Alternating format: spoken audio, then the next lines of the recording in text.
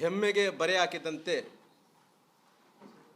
ಬಳ್ಳಾರಿಯಲ್ಲಿ ಗಲಭೆಗೆ ಕಾರಣೀಭೂತರು ಯಾರು ಅನ್ನೋಂಥ ಪ್ರಶ್ನೆಯನ್ನು ಕೇಳಬೇಕಾಗುತ್ತೆ. ಯಾಕಂದರೆ ಇವತ್ತು ಎತ್ತಿಗೆ ಜ್ವರ ಬಂದರೆ ಎಮ್ಮೆಗೆ ಬರೆ ಹಾಕಿದಂತೆ ಈ ಗಲಭೆಗೆ ಕಾರಣೀಭೂತರು ಯಾರು ಅನ್ನೋಂಥ ಪ್ರಶ್ನೆಯನ್ನು ನಾನು ಕೇಳಬೇಕಾಗುತ್ತೆ. ಬಹುಶಃ ಈ ಗಲಭೆಗೆ ಕಾರಣೀಭೂತರು ಶಾಸಕರಾದಂಥ ನಾರಾ ಭರತ್ ರೆಡ್ಡಿಯವರು, ಅವರು ಕಟ್ಟಾಳರಾದಂಥ ಸತೀಶ್ ರೆಡ್ಡಿಯವರು, ಅವ್ರ ಬೆಂಬಲಿಗರು. ಅವ್ರನ್ನ ಬಂಧಿಸೋದು ಬಿಟ್ಟು ಒಬ್ಬ ಜಿಲ್ಲಾ ಪೊಲೀಸ್ ವರಿಷ್ಠಾಧಿಕಾರಿಗಳು ಅವರು ಎಷ್ಟೋ ಕ್ರೆಡಿಬಿಲಿಟಿಗಳನ್ನು ಕೆಲಸಗಳು ಮಾಡಿ ಇವತ್ತು ಅವರು ಬಳ್ಳಾರಿ ಪೊಲೀಸ್ ವರಿಷ್ಠಾಧಿಕಾರಿಗಳಿಂದ SP ಅವರಂದೇಳಿ ಅವ್ರನ್ನ ಅಮಾನತು ಅಂದ್ರೆ ಅವ್ರನ್ನ ಸಸ್ಪೆಂಡ್ ಮಾಡಿರೋದು ಎಷ್ಟು ಮಟ್ಟಿಗೆ ಸರಿ ಅನ್ನೋಂಥ ಪ್ರಶ್ನೆಯನ್ನು ನಾನು ಕೇಳಬೇಕಾಗುತ್ತೆ. ಯಾಕಂದರೆ ಬಳ್ಳಾರಿಯ SP ಅವರು ಯಾರು ಪವನ್ ನಿಜ್ರೂರ್ ಅನ್ನಂಥ SP ಅವರು ಅಧಿಕಾರವನ್ನು ಸ್ವೀಕಾರ ಮಾಡಿಕೊಂಡು 12 ತಾಸಾಗಿದೆ. ಕೇವಲ 12 ತಾಸು, 12 ತಾಸುಗಳಲ್ಲಿ ಅವರು ಸೇವೆಯಿಂದ ಅಮಾನತು ಮಾಡೋದು ಕೇವಲ ಕಣ್ಣೋಡಿಸಂಥ ತಂತ್ರವಲ್ಲನ. ಯಾಕಂದರೆ ಇವತ್ತು 12 ತಾಸುಗಳಲ್ಲಿ ಅವ್ರನ್ನ ಅಮಾನತು ಮಾಡಿದಂದಿನ ಎಷ್ಟು ಮಟ್ಟಿಗೆ ಸರಿ ಅನ್ನೋಂಥ ಪ್ರಶ್ನೆಯನ್ನು ನಾವೆಲ್ಲರೂ ಕೂಡ ಕೇಳಬೇಕಾಗ್ತಾ ಇದೆ. ಯಾಕಂದರೆ ನಾನು ಮುಖ್ಯಮಂತ್ರಿಗಳ ಬಗ್ಗೆ ಭಾಳಷ್ಟು ಗೌರವ ಇದೆ, ಇಲ್ಲ ಅನ್ನಕ್ಕೆ ಹೋಗಲ್ಲ. ಯಾಕಂದರೆ ಅವರು ಕೂಡ 5 ವರ್ಷಗಳ ಕಾಲ ಮುಖ್ಯಮಂತ್ರಿಯಾಗಿ ಕೆಲಸ ಮಾಡಿದಾರ. 5 ವರ್ಷಗಳು ಮುಖ್ಯಮಂತ್ರಿಯಾಗಿ ಕೆಲಸ ಮಾಡಿ ಪುನಃ ಭಗವಂತ 2.5 ವರ್ಷಗಳ ಕಾಲ ಅವರಿಗೆ ಅವಧಿ ಸಿಕ್ಕಿದೆ. ಪುನಃ ಅವರು ಮುಂದಕ್ಕೆ ದೇವರಾಜ್ ಅರಸರು ಏನಿದ್ದಾರೋ ಈ ಬಜೆಟ್ ಆದ ನಂತರ ಅವ್ರ ಅವಧಿಯನ್ನು ಕೂಡ ಮುಗಿಸ್ಬೇಕಂದ್ಕೊಂಡಿದ್ದಾರೆ. ಆದರೆ ಇವತ್ತು ಯಾವುದೇ ಸರ್ಕಾರದಲ್ಲಿ ಇವತ್ತು ಮುಖ್ಯಮಂತ್ರಿಗಳು ಇಷ್ಟೊಂದು ಅನುಭೋಗಿದ್ದಂಥ ಮುಖ್ಯಮಂತ್ರಿಗಳು ಯಾರನ್ನ ಅಧಿಕಾರಿಗಳು ಅವರು ಬಂದಂಥ ಟೈಮಲ್ಲಿ, ಹೊಸದಾಗಿ ಸರ್ಕಾರಗಳು ಬಂದಂಥ ಟೈಮಲ್ಲಿ ಆಗಿರ್ಬೋದು, ಅಧಿಕಾರಿಗಳು ಜಿಲ್ಲೆಗಳಿಗೆ ಹೋದಂಥ ಟೈಮಲ್ಲಿ ಅವರು ಜಿಲ್ಲಾಧಿಕಾರಿಗಳಾಗಿರ್ಬೋದು, ವರಿಷ್ಠಾಧಿಕಾರಿಗಳು ಯಾರೇ ಆಗಿರ್ಬೋದು, ಅದನ್ನ 6 ಮಂತ್ಸ್ ಅಂದ್ರಿಗಿನ ಅದು ಹನಿಮೂನ್ ಪೀರಿಯಡ್ ಅಂತ ಕರೀತಾರ. 6 ತಿಂಗಳ ಕಾಲ. ಈ 6 ತಿಂಗಳ ಕಾಲ ಹನಿಮೂನ್ ಪೀರಿಯಡ್ ಎಂದೇನು ಕರೀತಾರೋ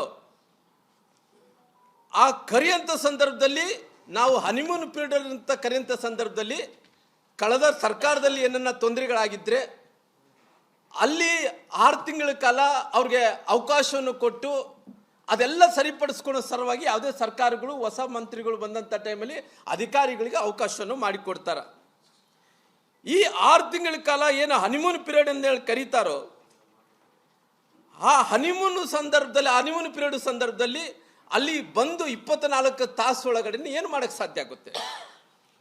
ಹಂಗಾಗಿ ಪೊಲೀಸ್ ವರಿಷ್ಠಾಧಿಕಾರಿಗಳಿಗೆ ಸ್ವಲ್ಪ ಸಮಯ ಕೊಡಬೇಕಾಗಿತ್ತು. ಯಾಕೆ ಮುಖ್ಯಮಂತ್ರಿಗಳು ಇಷ್ಟು ಅನುಭೋಗಿದ್ದಂಥ ಟೈಮಲ್ಲಿ ಕೂಡ ಅವ್ರನ್ನ 24 ತಾಸು ಒಳಗಡೆ ಬೆಳಗ್ಗೆ ಅವರು ಅಧಿಕಾರ ಸ್ವೀಕಾರ ಮಾಡ್ಕೊತಾರ, ಮಧ್ಯಾಹ್ನ ಅಧಿಕಾರ ಸ್ವೀಕಾರ ಮಾಡ್ಕೊತಾರ.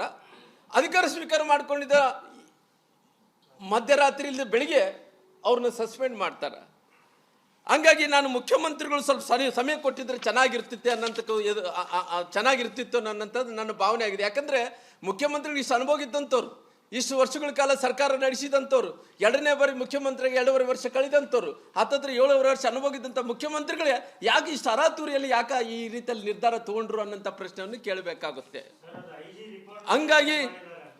ಹಂಗಾಗಿ ನಾನು ಇವತ್ತು ಜಿಲ್ಲಾ ಪೊಲೀಸ್ ವರಿಷ್ಠ ಅಧಿಕಾರಿಗಳು 12 ತಾಸು ಸಮಯ ಕೊಟ್ಟಿಲ್ಲಲ್ಲ, 12 ತಾಸಲ್ಲಿ ಅವ್ರ ಮನೆಗಳು ಶಿಫ್ಟ್ ಮಾಡ್ಕೊಳಕ್ಕಾಗಲ್ಲ. ಅವ್ರ ಕುಟುಂಬಗಳು ಕೂಡ ಬೇರೆ ಕಡೆಯಿಂದ ಇಲ್ಲಿ ವರ್ಗಾವಣೆ ತರಿಸ್ಕೊಳಕ್ಕಾಗಲ್ಲ. ನಗರದಲ್ಲಿದ್ದಂಥ ಕೆಲವೊಂದು ಸ್ವಲ್ಪ ಸಮಯ ಕೊಟ್ಟಿದ್ರೆ ಎಲ್ಲ ಒಂದು ಕಡೆ ಅನುಕೂಲ ಆಗ್ತಿತ್ತು ಅನ್ನೋಂಥ ಕಾರಣದಿಂದ ಇವತ್ತು ನಮ್ಮೆಲ್ಲರೂ ಭಾವನೆ ಇದೆ. ಹಂಗಾಗಿ ಪೊಲೀಸ್ ವರಿಷ್ಠಾಧಿಕಾರಿಗಳಂತ ಪವನ್ ನಿರ್ಜೂರ್ ಅವ್ರನ್ನ ಏನು ಅಮಾನತು ಮಾಡಿಸಿದನೋ, ನಾನು ಮುಖ್ಯಮಂತ್ರಿಗಳಿಗೆ ಆಲ್ರೆಡಿ ನೀವು ಮಾಡಿರೋಂಥದ್ದು ಮೇಲ್ನೋಟಕ್ಕೆ ಅದು ತಪ್ಪು ಅನ್ನೋಂಥದ್ದು ಕೂಡ ಕಂಡು ಬರ್ತಾ ಇದೆ. ಹಂಗಾಗಿ ಇವರು ಎಲ್ಲೋ ಒಂದು ಕಡೆ ಕಣ್ಣೊರೆಸಂಥ ತಂತ್ರ ಮಾಡೋಂಥ ಕೆಲಸ ಮುಖ್ಯಮಂತ್ರಿಗಳು ಮಾಡಿದ್ದಾರೆ. ಹಂಗಾಗಿ ಇವತ್ತು ನಾನು ಈ ಗಲಭೆ ನಡೆದಂಥ ಸಂದರ್ಭದಲ್ಲಿ ಅನೇಕ ಗುಂಡಾಗಳು, ಬೇರೆ ಬೇರೆ ರಾಜ್ಯದಿಂದ ಬಂದಿದ್ದರು ಗುಂಡಾಗಳು, ಈ ನಗರದಲ್ಲಿದ್ದಂಥ ಅನೇಕ ಗುಂಡಾಗಳು ಕೂಡ ಬಂದು ಈ ಗಲಭೆ ಸೃಷ್ಟಿಯಾದಂಥ ಟೈಮಲ್ಲಿ ಕೂಡ ಅವ್ರನ್ನ ಎಲ್ಲೋ ಒಂದು ಕಡೆ ಈ ಗಲಭೆಯಲ್ಲಿ ಕೆಲವು ಮಂದಿ ಕುಮ್ಮಕ್ಕಗಳು ಕೊಟ್ಟಿದ್ದಾರೆ. ನಾನು ಇವತ್ತು ಇಲ್ಲಿ ಈ ಬಳ್ಳಾರಿ ನಗರದ DSP ಅವರಿಗೆ ನಾನು ಪ್ರಶ್ನೆ ಕೇಳ್ತೀನಿ. ಸ್ವಾಮಿ, ನೀವು ಲಾ ಅಂಡ್ ಆರ್ಡರ್ ತಮ್ಮ ಕೈಯಲ್ಲಿ ಹಿಡ್ಕೊಂಡು ಇವತ್ತು ತಮ್ಮ ಇವತ್ತು DSP ಆಗಿ ಯಾರು DSP ಯಾರು ನಂದಾರೆಡ್ಡಿ ಅವರು ಭರತ್ ರೆಡ್ಡಿ ಅವರು ಎಲ್ಲಿ ದುರ್ಗಮ್ಮ ದೇವಸ್ಥಾನ ಹತ್ರ ಮೊದಲನೇದಾಗಿ ಅಲ್ಲಿ ಸೇರ್ತಾರ. ಅವರೆಲ್ಲರೂ ಕೂಡ ಹಿಂಬಾಲಕರನ್ನ ಕರ್ಕೊಂಡು, ಅವರೆಲ್ಲರೂ ಕೂಡ ಗುಂಡಾಗಳು ಕರ್ಕೊಂಡು ಅಲ್ಲಿಂದ SP ಸರ್ಕಲ್ಗೆ ಬರ್ತಾರ. SP ಸರ್ಕಲ್ನಿಂದ ಇಲ್ಲಿ ತನಕ ನಮ್ಮ ಮನೆ ತನಕ ಕೂಡ, ಜನಾರ್ದನ್ ರೆಡ್ಡಿ ಅವ್ರ ಮನೆ ತನಕ ಕೂಡ ಅಷ್ಟು ಮಂದಿ ಹಿಂಬಾಲಕರು ಹಾಕೊಂಡ್ ಬರ್ತಾ ಇದ್ರು ಕೂಡ ಈ DSP ಏನು ಮಾಡ್ತಾ ಇದ್ರು? ಅಕಸ್ಮಿತವಾಗಿ DSP ಅವ್ರನ್ನ ಅಲ್ಲಿ ತಡವಿದ್ರೆ ಇಷ್ಟೊಂದು ದೊಡ್ಡ ಗಲಭೆ ಆಗ್ಲಿಕ್ಕೆ ಕಾರಣ ಆಗ್ತಿದ್ದಿಲ್ಲ ಅನ್ನಂತ ಮಾತನ್ನು ಕೂಡ ಕೇಳಬೇಕಾಗುತ್ತೆ. ಹಂಗಾಗಿ ನಾನು ಸರ್ಕಾರಕ್ಕೆ ಒತ್ತಾಯನ ಮಾಡ್ತೀನಿ, ಗೃಹ ಮಂತ್ರಿಗಳಿಗೆ ನಾನು ಒತ್ತಾಯನ ಮಾಡ್ತೀನಿ.